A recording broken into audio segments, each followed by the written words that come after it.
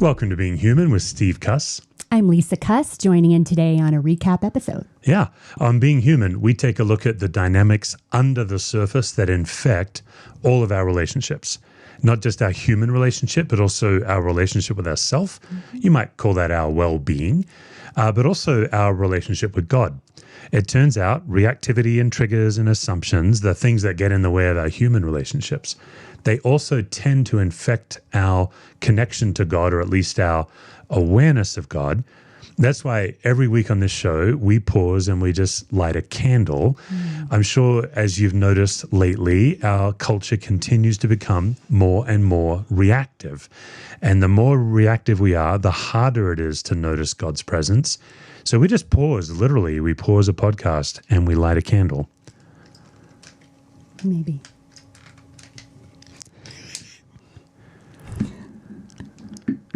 We do it to remember the Lord, to relax into God's presence, to pay attention to who is in control and who is not, who is sovereign and who is not. You know, as humans, one of the things that makes us anxious is we carry more than God has asked us to carry. But actually, when you carry a human-sized load, you're now free to do difficult things for God. And so we just recognize that God is with us and God is light, and in him is no darkness at all. Okay, recap episode. 3 great guests this week. Oh my gosh, great themes. Themes. All around the general topic of grace and kindness to yourself. And that affords me to do a little polite rant. Okay. I'm not proud of this always, but as an author, sometimes I check reviews. I think it's an insecurity thing. And I try not to incessantly check reviews, but recently someone left a review on a very public site about one of my books, and they said it's not biblical. And I'm sure that's the tone they said it with. And they said the reason it wasn't biblical is because I promoted the concept of forgiving yourself. I'd like to ask the friendly neighborhood therapist what she thinks about the concept of forgiving yourself. Yeah, this could be a conversation for a whole another episode. Okay. But I think it's a good question. And I hear that before. From my standpoint, I don't know what the difference is between forgiving yourself and receiving, like, at your core forgiveness.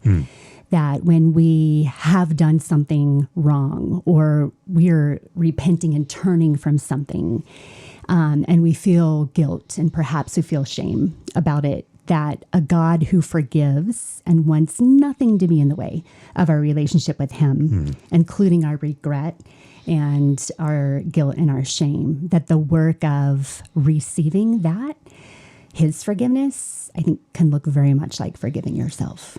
Yeah, it's almost like God has forgiven us, but if we don't accept it, it's almost like we need to then accept it, forgive ourselves, however you would word it. Yeah, because forgiveness is the work of letting go of the wrongdoing or the hurt that is getting in the way of freedom. Yeah. And so if we can do that as we do our work in forgiveness of other people or other actions, it's also important to let go of that within ourselves. Some of the work we both do when we're working together or even individually is helping people love themselves the way they love their neighbors and love God. This is a big theme in our work as well, that one of the things we encourage you to realize is the way you treat yourself actually can open or close the door of your heart to the way God treats you. So we see it all linked. Yeah, all linked together. Yeah. Yeah. Okay, so then for this reviewer, do we then say Nina, Nina, Nina? No, we don't. I mean, I think we do. No, we take the good and the bad. Yeah, I think it's a good thing to talk about and to wrestle with, and also it's great to bring clarity to what is the intention behind forgiving yourself, and what can God do when we let go? Yeah. And this really is one of the themes of our first guest, Matt Wenger. Matt Wenger is a sex addiction therapist, and he does these specialty like 14-day intensives for people who come and deal with their pornography problem or sex addiction. It's so interesting, right? This is something that is so pervasive in our society, but people want to kind of look at it quietly. It's hard to get out in the open. But he really talked very openly. I was really appreciative of that. And that probably says, like on YouTube, where this podcast is, the views on this episode are so much higher than any of our other Oh, episodes. it's skyrocketed, which just shows that this is such a felt need. What do I do with my addiction, especially sex, pornography, the ones that people most want to hide? What do I do with that? And so, yeah, so glad we had him on. It was a really grace-filled approach. Yeah. Because he focuses more on the hurt and what was going on maybe at a younger age with someone who has developed these habits and developing the habits for the purpose of making it and being okay. Yeah, that's what I loved about him, is the way he did take us back to childhood. I think sometimes we look at the decisions we made as a kid through an adult brain. And Matt really did go back to talk about what it is like when you're a kid and you're lacking something and you're trying to make sense of it. Yeah. And having grace for that little kid is so important, because they were doing what they needed to do to make it. And it worked for a while. It's just not working anymore. It's hurting you. It was hurting you then. Okay. You didn't know it. And it wasn't really solving the problem, but it helped you get through. It helped you survive. It became a safe attachment, a place where you could go with your reactivity and distress. It became a safe place for that. Now, it did me harm, right? It does our mind harm and our soul harm and our imagination harm. It creates all these wounds of shame. But what guys have to realize when they come to that point in your office is, I have to forgive that kid because they were doing what they needed to do to make it. And now, what is God going to do in this healing process if I avail myself to it? And we could talk a lot about that, because addiction recovery, really, if we're gentle and compassionate enough and open enough to see it, is a grace, because of the depth of the healing that can happen in that process to the self and to those who have been wounded by it. It's quite beautiful to be a part of. One of the core aspects of Matt's healing process is community. When people do these intensives with him, they're usually in a room with other people on the journey. We also offer intensives. We just wrapped one up. Love to hear your thoughts on it. Yeah, I mean, I think we're always blown away when we have a group of people in our home, whether it's 4 or 20, that are coming in for the purpose of just deeper connection and figuring out how we run into ourselves. And there is just such a power to a group dynamic. One of the things that struck me over this past week is a group can do a job that we cannot do on our own, and that is watching a group remind somebody else of the truth of who they are, regardless of actions, regardless of misunderstandings, regardless of the hills that we're dying on that might need to be let go of. But at the core, a reminder of your identity and who you are is so beautiful in the process of figuring out how we get past our coping mechanisms and the many ways that we just run into ourselves again and again. Yeah. So beautiful. Yeah, and we've mentioned this before, but I love in a group that we're all there to help each other and we're all there to be helped. It's a mutuality relationship as well. And I think that is also part of the power of the community that really helps in addiction. Well, and Matt was talking about, the core hurt of an experience in childhood that often addictions are stemmed from. And that if we just concentrate on the behavior of the addiction, it's just going to keep shame going. But if we can, the hurt makes sense. If we can name that in a group. I remember us being in a group one time and a childhood, somebody's inner child was brought up with some deep hurt, and to watch each group member go around and speak truth and love to that inner child with that wound. And I mean, tears were flowing from everybody, but it's the power of a community to say whatever you experience in your pain, we are surrounding you now. And let me tell you, this is the surrounding we wish you would have had then. and this is the truth of who you are. It's powerful to be a part of, powerful to witness. And I honestly think God's, like that's my people. And that's where healing happens. I mean, we were made for community, right? We were made for connection. We were created for connection. I mean, the God that we worship is an eternal community with himself. How beautiful is that, right? So, of course, our healing and reconnection with God would happen in community. Like the project in the peers, I love it. You know, that's the pastoral alliteration, you know, at its that's right. best, right? Can't there. get the preacher out. But I might add the word intimacy or vulnerability. If we really want to find healing from these deep wounds of trauma and addiction, we are going to have to be vulnerable. We are going to have to bring ourselves and all the parts that we would rather no one see. I mean, the core fear of an addict is if you really knew me, you would reject me, right? Yeah. And so I have to encounter that. And what's so beautiful about the cohort experience of healing is that I get to bring all of myself and all of the things that I've done. I get to say them out loud and realize that people aren't responding to me differently, that they have compassion and connection for me. It might not be fair to ask that of their family right now, because that family is reeling. But I can look to these other men and receive that compassion and acceptance. Vulnerability plus authenticity equals intimacy. That's what we say. And what we're dealing with sex and porn addiction is an intimacy problem, right? I'm going to these things for a faux version of intimacy. So people ask us all the time, like, how many individual sessions do I get in your intensive? And it's hard not to spill the beans because folks don't tend to believe this, but actually the most healing is going to happen in the group work that you're going to do. Yeah. And I think that's what you're coming across and what the church was designed to be. Our next guest was Kyle Strobel. Mm-hmm. And I like this because Kyle and Matt had such different foci. I'm not sure what the plural is. Foci, mm-hmm. Thank you.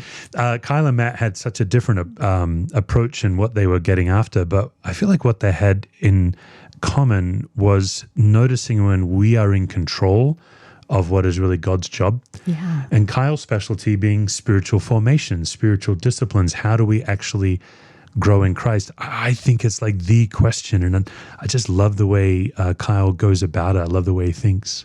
Yeah, that he's basically saying if our goal of spiritual formation is like if it makes us a better person but does not connect us more deeply with God, then it's not spiritual formation. Yeah, I think it's just an exercise in patience or whatever. We feel so much pressure to grow in Christ that we unintentionally take that job from God and kind of under our own steam try to grow in Christ. Yeah, no, that was so good.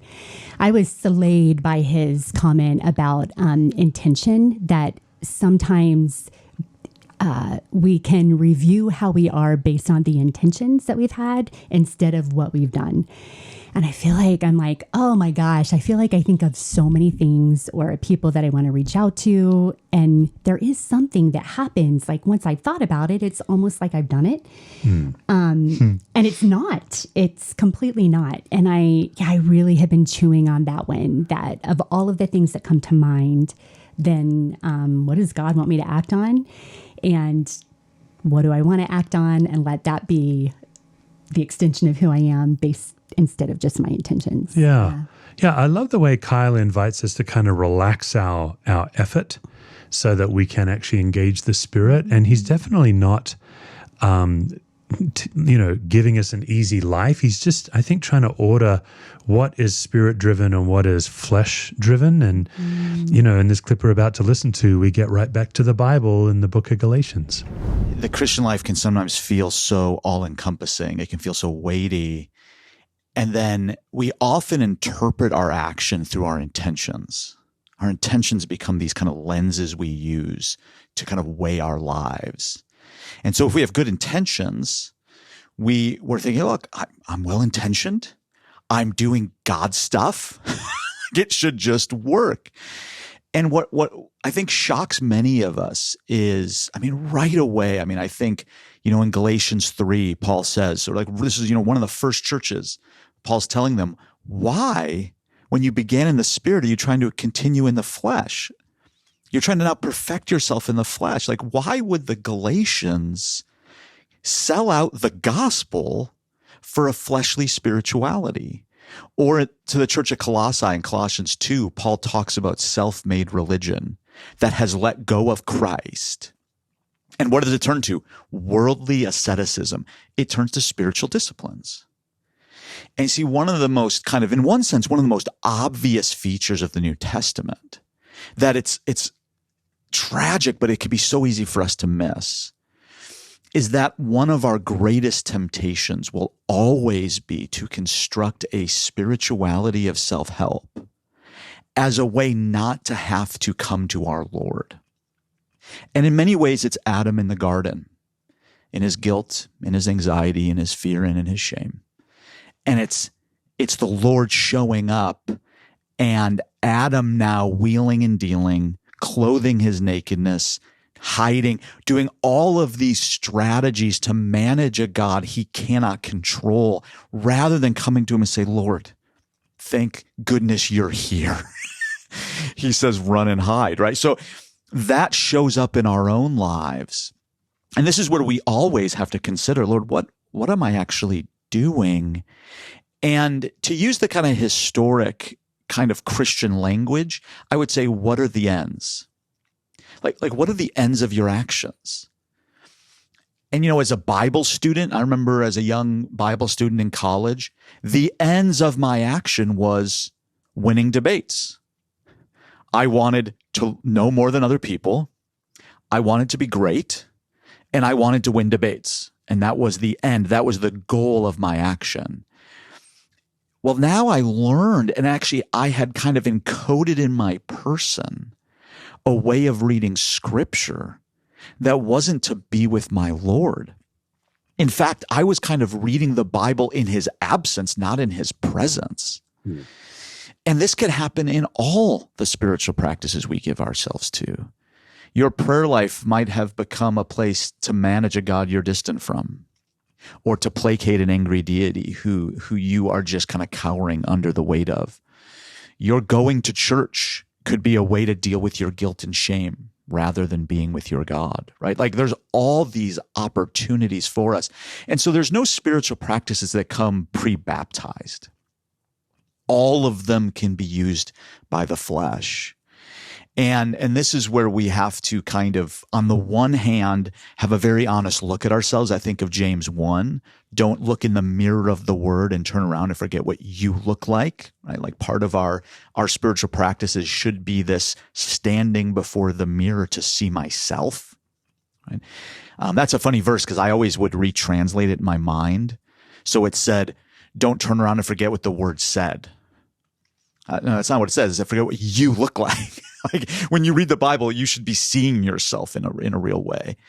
But then just on the other side of that, the opposite side of that same coin, we must not forget Christ is our righteousness.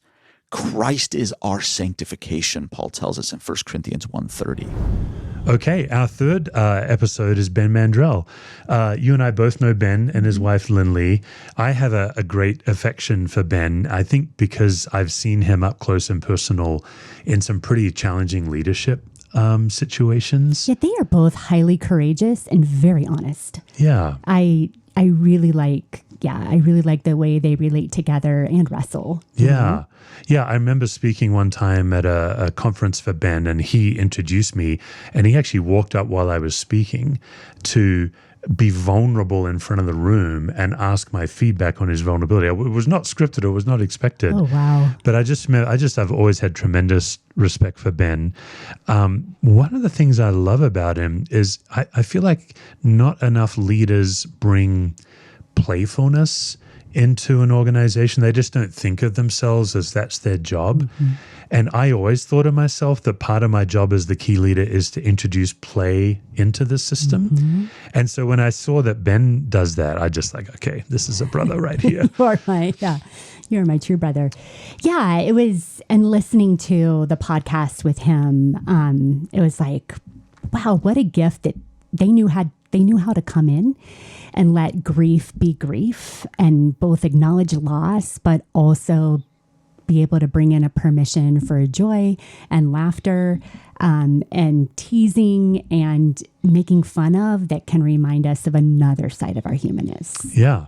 The other thing I love about this, and this just occurring to me in real time, it's always fun to talk to somebody who's in the middle of something rather than talking about something that happened in the past. And he is right now in the middle of a brand new leadership role where he's also having to figure out play and fun. There's all kinds of links in the show notes, but basically Ben was the president of Lifeway Resources, a giant arm of the Southern Baptist Convention. And whether you're Southern Baptist or not, we are not Southern Baptist. I think most of us know that that's a very volatile denomination, very strong opinions. I've been to a Southern Baptist Convention annual meeting, and it was a wild experience as an outsider to witness how volatile it is. And so just seeing Ben came into Lifeway when they were short of money, they'd had to do a lot of layoffs, they'd had to close all their bookstores. I want to say it was like 174 bookstores.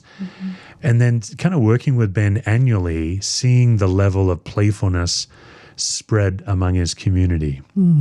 Let's take a listen.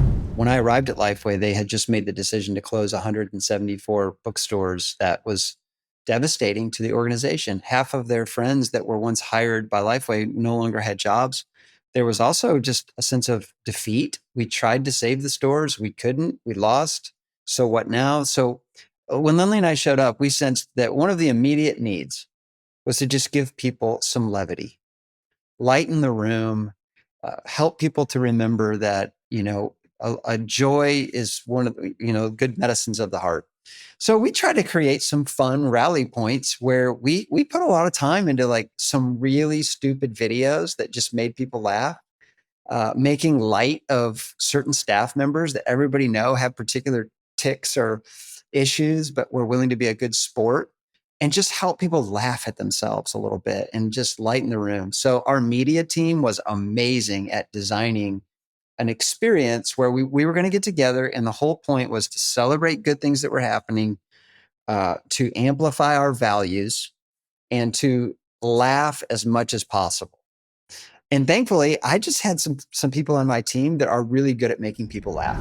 Okay, so let's talk about what Ben just talked about and bringing laughter in. Sometimes that's really appropriate. Sometimes it's so inappropriate. How do you know when to do it and when not to do it? Well, because we were just went to go see Nate Bargatze. Yeah. And one of the openers for him was highly self-deprecating. Right. And that was his whole bit. And you could just watch at first when the audience laughs a little, and then it just became really uncomfortable. But here's the thing I think of. Self-deprecating humor, if you want to call that, if the purpose is like there's a connection and then we can move on in connection, then sometimes people can find themselves in it, and then it's a way to connect and laugh, but it doesn't stay on that same topic. When it stays on the issue of defiling yourself or putting somebody else down, then it feels like there's a different motive involved. But it's a good question, I think, like, what kind of humor is appropriate and what is our motive behind it? And sometimes, man, if laughter works to connect with other people and then we can move on from there. It's so fascinating in the theory I was trained in, the idea that anxiety is contagious in a group, that we always spread it and catch it. As when I go in and consult, one of the parts of the theory I was trained in is looking at how earnest a group is. And the scale goes from earnestness to playfulness. And you wouldn't think that those are at odds with each other. But the simple idea is the less anxious a group, the more playfulness is there. The more anxious a group, the more earnestness is there. And I think that's also a part of like self-deprecating humor, seeing yourself as responsible to bring play into a group.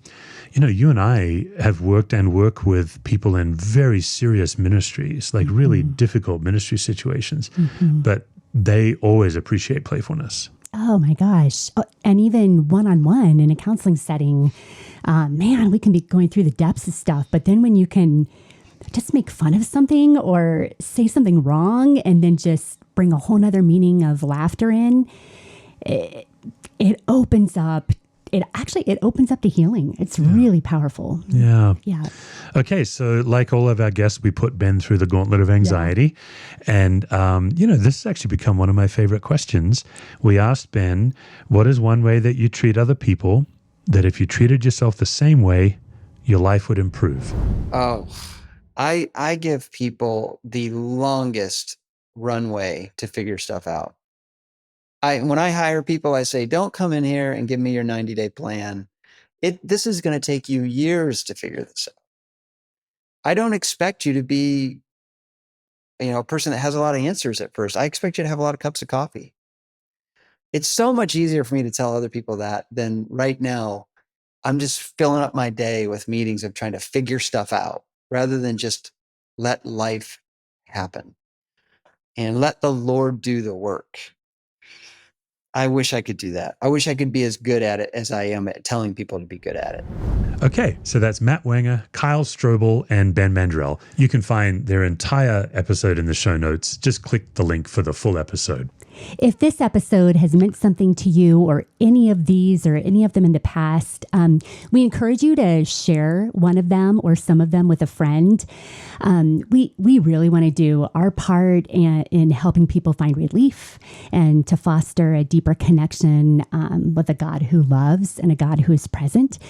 And then also, if you would not just rate our podcast, but also just give it a review. If it has been helpful to you in any way, if you could leave that there so other people could see it, we would be very thankful. It's tempting at this point, based on the beginning of the episode, for me to find a negative review, but I'm actually going to read a positive one. Yeah. This is from Lynn Diana. She said, when I first started listening to Being Human, and I heard Steve say that remaining emotionally connected in the middle of conflict was possible, I didn't believe him. My response was to emotionally disconnect from everyone, and I prided myself on being really good at it. But as I've listened and learned, I now know that it is possible to stay emotionally connected no matter what situation comes my way. Possible even though I often fail. I've now done a deep dive into the books and every other podcast Steve has appeared on. He speaks in a way that's relatable and easy to understand. I am a different person. Okay, thanks, Lynn Diana. Thanks for leaving that review. That's so kind. Lisa, thanks for joining another episode of Being Human. Oh, it's good to be with you.